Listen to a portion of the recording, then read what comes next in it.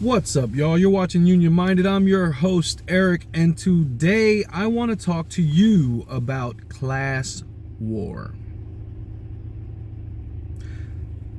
That's a loaded word in the American lexicon. Class war. To speak about the classes as it pertains to the economy is loaded. But what you might not know is that it's loaded by design. You see, those who created this environment that we live under, the laws that are in place, the power structure as it stands, those who have their hands on the levers of power, they understand quite well that division keeps them in power. Division keeps us weak. They understand this well. But class struggle, that's something we all know. That's gas prices going up. That's grocery prices going up. Those things are intentional. Greedflation, that's a term you should look up. And you'll know that those grocery prices during the pandemic went up. Not because of supply chain issues. That was just what was blamed. But they went up because the grocers knew that they could get away with charging extra because there was a supply chain issue. And so class war is ongoing. It's constantly happening. I mean, right now it is as active as I've ever seen it. And again, it's taboo to talk about because the powerful don't want us to talk about it. They don't want us to understand that we all experience the same struggle, that we all experience the same healthcare system, the same education system, our kids go to the same schools. We have to shift the narrative a little bit to continue in this conversation. So let's just call it the narrative. So what is the narrative? The narrative came out of Bacon's Rebellion. And if you look up Bacon's Rebellion, you will learn that a lot of things changed as a result of Bacon's Rebellion. Because in Bacon's Rebellion, indentured servants joined with slaves, African slaves, and actually took over Jamestown and caused a ruckus in following Bacon for whatever reason they chose to follow. It was the first time that the classes united and actually were successful in pushing back against whatever it was that they were not agreeing with. Now, what came out of Bacon's rebellion as a result was the slave patrol, was the elimination of indentured servitude, which was experienced by white immigrants, European immigrants.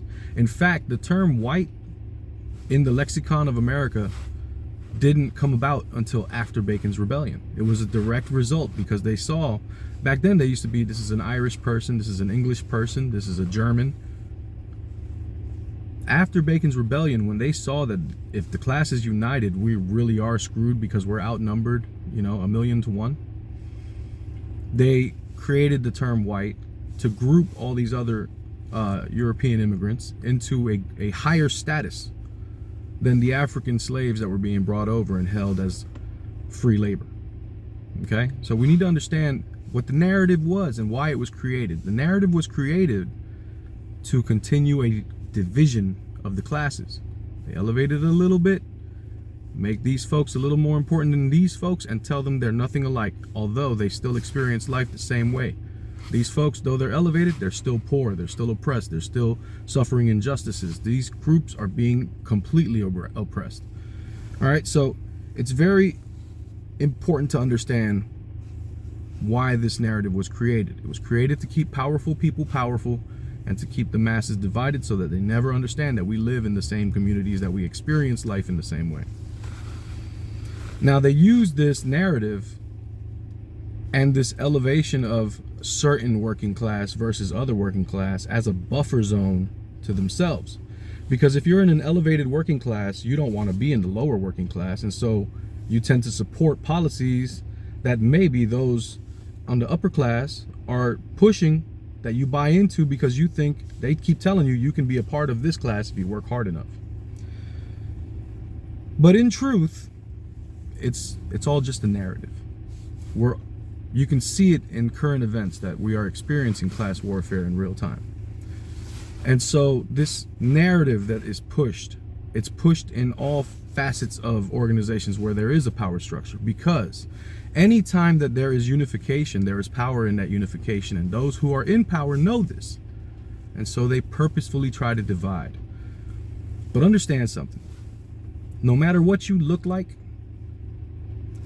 you're going to the same shopping centers, you're experiencing the same price hikes, you're experiencing the same degraded healthcare system, you're experiencing the same climate devastation. In some areas it's worse than others.